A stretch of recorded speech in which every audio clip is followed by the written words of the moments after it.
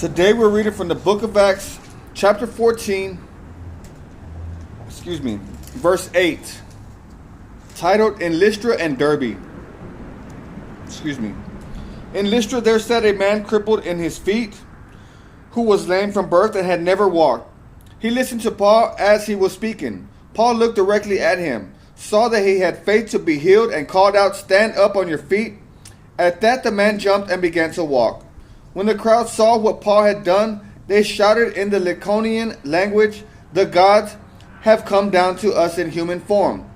Barnabas they called Zeus, and Paul they called Hermes, because he was the chief speaker. The priests of Zeus, whose temple was just outside the city, brought bulls and wreaths to the city gates, because he and the crowd wanted to offer sacrifices to them. But when the apostles Barnabas and Paul heard of this, they tore their clothes and rushed out into the crowd, shouting, "Men, why are you doing this? We too are only men, human like you. We are bringing you good news, telling you to turn from these worthless things to the living God, who made heaven and earth and sea and everything in them.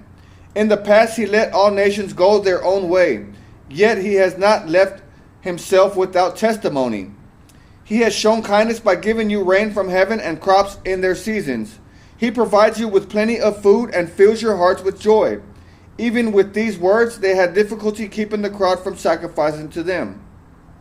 Then some Jews came from Antioch and Iconium and won the crowd over. They stoned Paul and dragged him outside the city, thinking he was dead. But after the disciples had gathered around him, he got up and went back into the city. The next day, he and Barnabas left for Derbe. And I just want to encourage you with this word today. Seek Jesus with all your heart. Seek him today. Seek him now.